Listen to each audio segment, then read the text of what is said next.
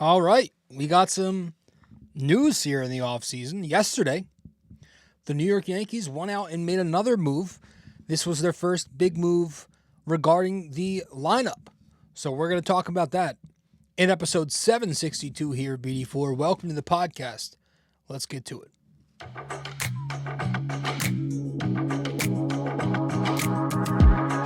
Hey there, you're listening to BD4, where there's no better way to get your Yankees and Knicks analysis. Yanks every series, Knicks every game, and MMA on occasion. Here's your host, RJ Carbone.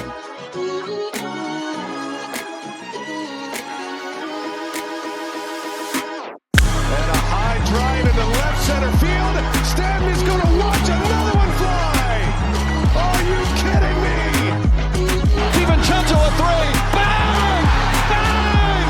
Knicks take a Take this time to apologize to absolutely nobody. At the wall. See ya! See ya! See ya! Mr. Nova. Anthony for three. Bang! That one goes down and the game is tied. Rose, you shook up the world again. I did it again. But God did it, man. I really just had Gonna have to. Bronson running away. Oh my! He has been the best player to put on that uniform. Ball game over. Yankees win. The Yankees win.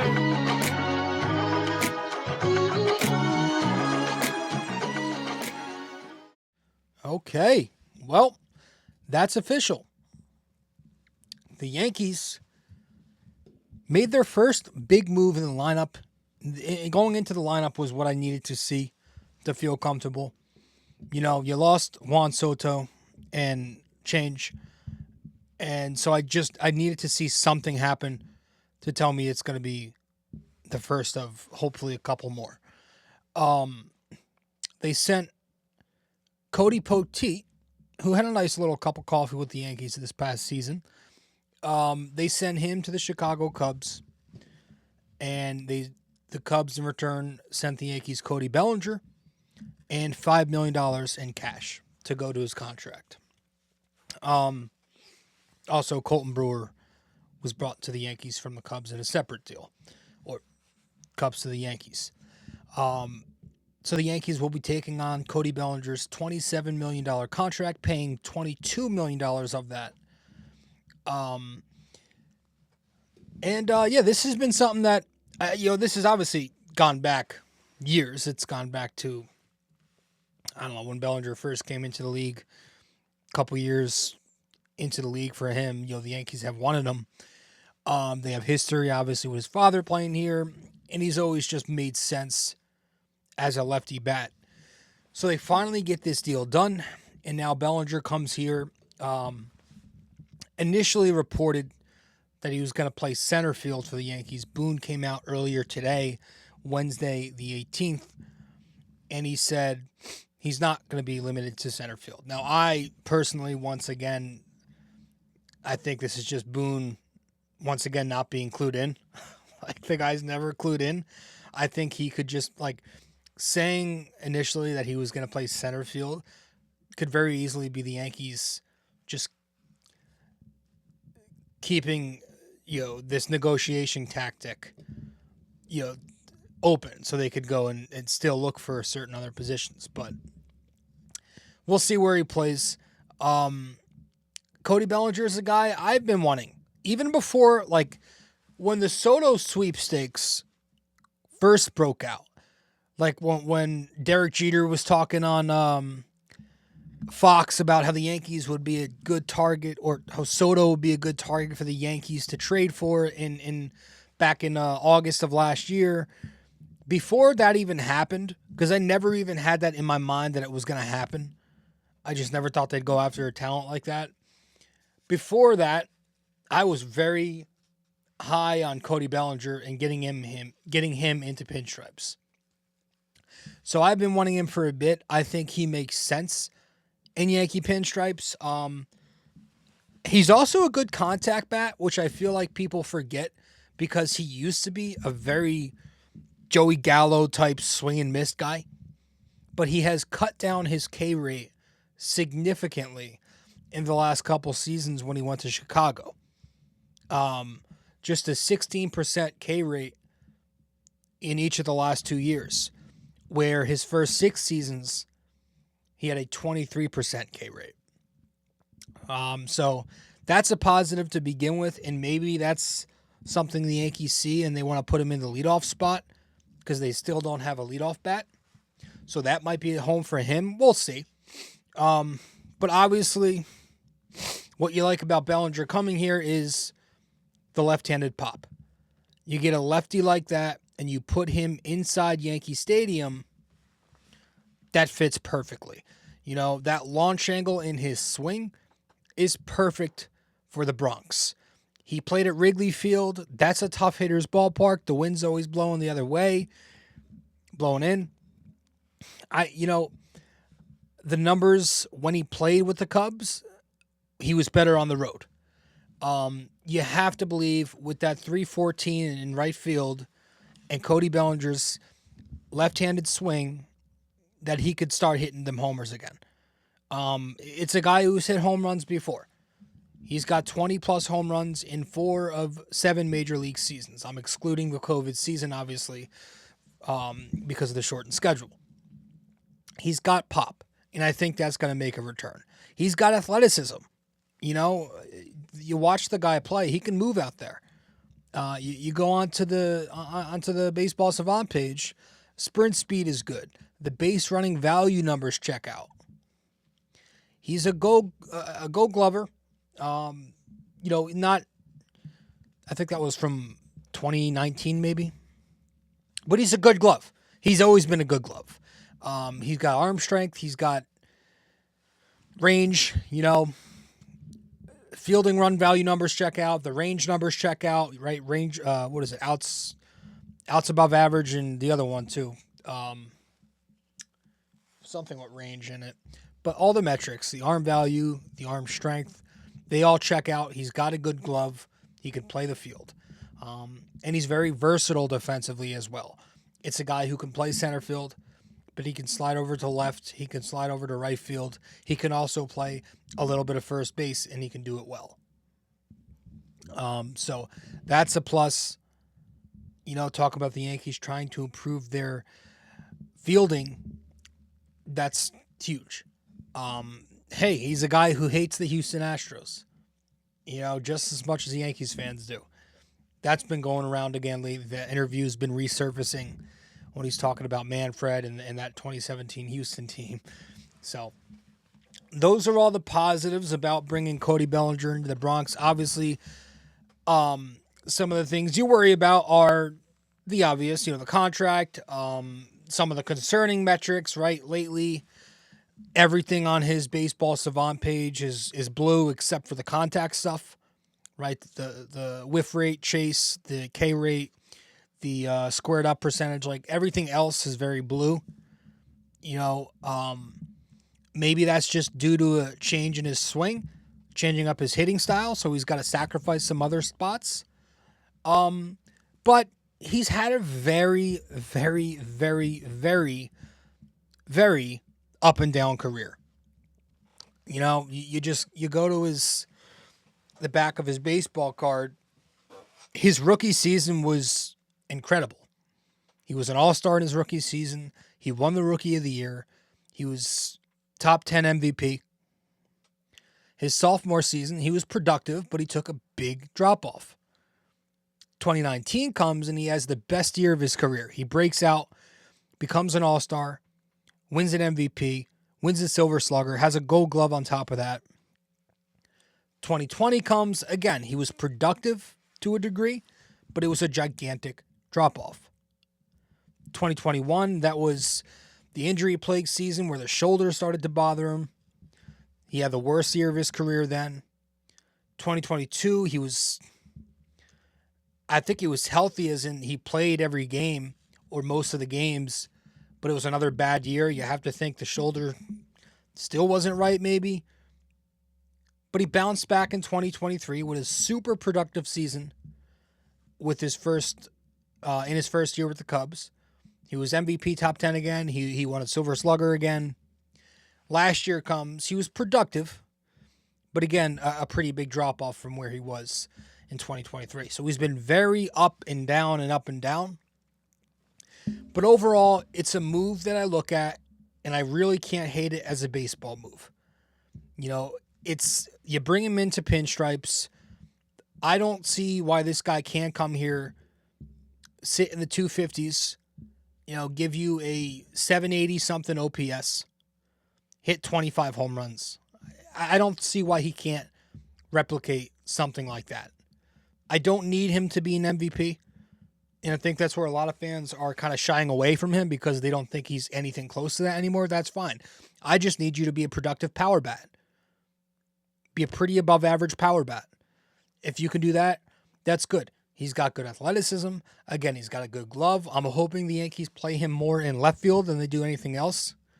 Just so Dominguez can play center and you have Judge and Wright. You know, get guys back in their primary spots again.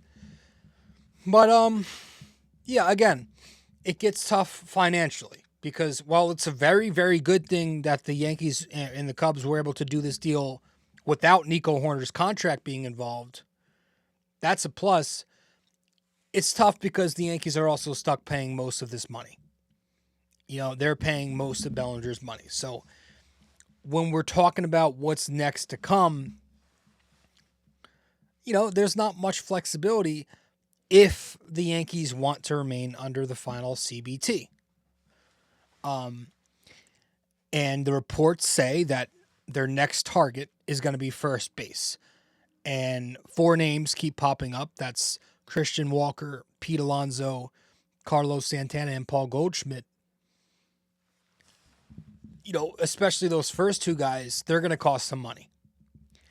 And currently, I believe the Yankees have about $12 million-ish left to spend before they hit the final tax.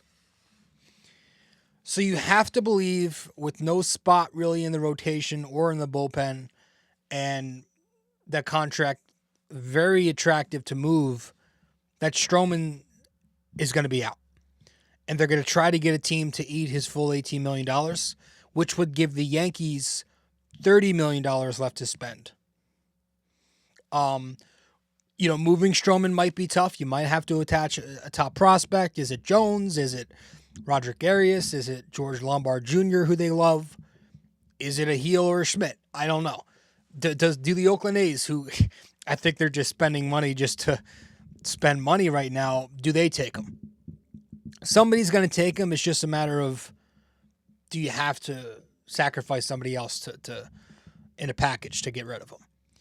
But that would clear $30 million left before the final tax. So you can move him, and then you can sign a Walker or an Alonso, which would probably leave you then, I know I'm getting into the thick of it here, but it'd probably leave you with around $5 million, give or take, to spend, which is obviously not enough for another impact bat after that. You know, it would mean one of, Cabrera or Peraza or maybe Vivas or, God forbid, LeMahieu would be starting at second or third next year, right? I've also seen this kind of floating around, the idea of, instead of signing a first baseman, I heard this on both Talking Yanks, and I was also listening to another podcast, Dan Rourke's Yankee Avenue, bringing up the idea of instead of signing a first baseman, but instead trading for the 2 guys with Tampa, Yandy Diaz and Brandon Lau. Those guys together are only an $18.5 million tax hit together. So that would still leave you with just shy of $12 million. So it gets you 2 bats in those 2 guys over 1 in Walker or Alonso, and then still some money to fuck around with after that. You know, both of them, Lau and Diaz, can hit the ball very well, but the downsides of that, Yandy's a pretty bad first baseman, and Brandon Lau, second base, he's pretty mediocre. So it's kind of a no thanks for me if we're talking about trading for them 2. You can also trade for, what's his name? First baseman in Texas. Nate Lowe, which the Yankees are apparently interested in him. He's on a $10 million deal, so that would leave you trade for him with $20 million left to spend still, if Stroman's off the books.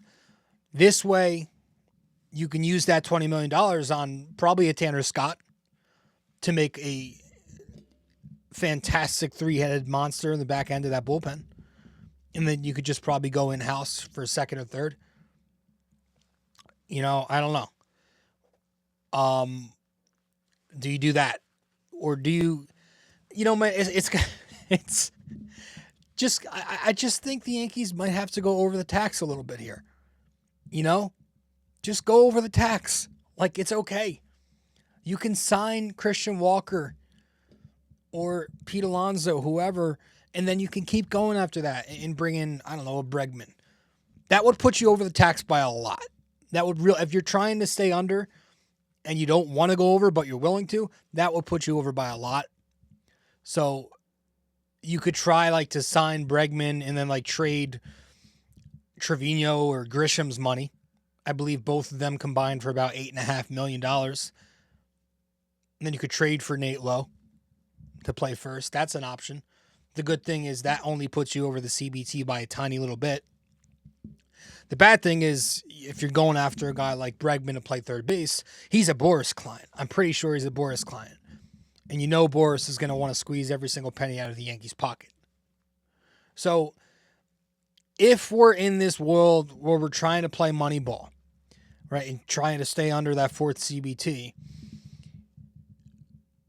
I think I would just try to move Stroman and then sign Walker or Alonso, preferably Walker, and then use the remaining money to sign a cheap bat and trade Grisham if you need to. But again, it's still, even saying that, it doesn't feel right. I think the Yankees need at least 2 more bats. You can't put together a World Series lineup with big names on your team like the Yankees have and then try to stay under the Cohen tax. You're paying Stanton, you're paying Judge, you're paying Cole, so that's going to take a big hit on your payroll. You can't really get small around that.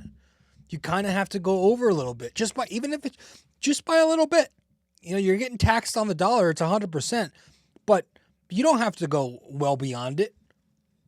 I think the Yankees, you have to believe they see this. You have to think that they are willing to go over this tax by a little tiny bit. They might not spend more than they did on last year's team without Juan Soto on the team, but they might have to just bite the bullet and exceed the Cohen line by a little bit. Especially because the $12 million that they currently have right now left to spend, that's just what I'm seeing. I've seen, again, I was listening to Talking Yanks. They were saying the Yankees have half of that. They were saying they're left with $6 million at the moment. So I think they have to. If they want to improve their lineup, there's no way they can truly do it and stay under the tax. I think we're at a point where we have to find a way to improve this team's balance. And, here's the thing. You lost Juan Soto, right? He was not about baseball aspects, right? He wasn't really great in the field. He wasn't a good base runner. He was a raking machine. That's gone. So now I think the pivot is to go to fit. It's to go with fit over talent from here on out. Glove, base running, and bat. And try to get the best combination of that in these next 2 players that you go after. Right? That's what you have to try and do. I'm seeing some of the craziest takes about some of the remaining one-dimensional players on this market. It's almost like we've completely just reset our brains to forget about the flaws of this team. Losing the power that we lost, making the fundamental errors that we did, the defense, playing guys out of position. I'm hearing guys advocating for the Yankees to go and get Anthony Santander still, even after the Belly deal. Your outfield set. Santander was he's a terrible outfielder. Okay? The goal is to get Judge back to right field. Bellinger's here to do that. And then I'm hearing them say, like, well, you can always move him to first base. What? Are you kidding me? Did you not witness what Anthony Rizzo looked like post-concussion the last 1.5 seasons? Did you not see him in the World Series? Santander has never played first base in his life. We're trying to get away from that misfit thing. We're trying to get more efficient defensively. The goal here is, again, to improve the lineup with guys who can get on base, provide power, and play the field. And that's where Christian Walker enters. That's where he enters. Not Anthony Santander. Not even Pete Alonso, who's probably the one exception because he at least plays the first base position and he has prolific power year to year. But, like, I prefer a guy with a little more balance, and I think that's Christian Walker. Okay, Teoscar Hernandez, another name I don't want because he puts you in the same boat as Santander. Not Josh Naylor. I mean, that's a name that's popped up recently on Twitter. I mean, you talk about bad base running and a bad glove. This guy can't move. Stanton picks up a double. Naylor picks up a single. How are you scoring after that? Luis Arraez's names come up. I'm good on him. After losing, not like maybe 2 years ago, right? Maybe last year, I wanted him. But after losing the greatest power-hitting lefty in decades, I'm not bringing in another guy who just has minimal pop. The guy hit 4 home runs last year. He slugged in the 390s. It's cool that he hits singles, and I like those scrappy guys. But that's not enough, and he's also not great defensively. So I want balance. I want glove, thump, and on base. And that's, I think, the best balance of that left on the market right now is Christian Walker. You can complain to me about Christian Walker's age. I don't care. Worry about the right now. Who gives a damn about any other year other than next year? Right? Like, Christian Walker has come off 3 straight seasons where he's posted an 800 OPS and a 120 OPS plus. He's not declining. Good God, the shit I'm seeing, like, a lot of people worrying about the future. Well, the future, like, I'm worried about how this guy ages. I'm worried about Max Fried with the extra year 8. I worry about Christian Walker. Like, we are trying to win a World Series with Aaron Judge, Garrett Cole, and Giancarlo Stanton. Judge is 33 next year. Cole is 34. Stanton's 35.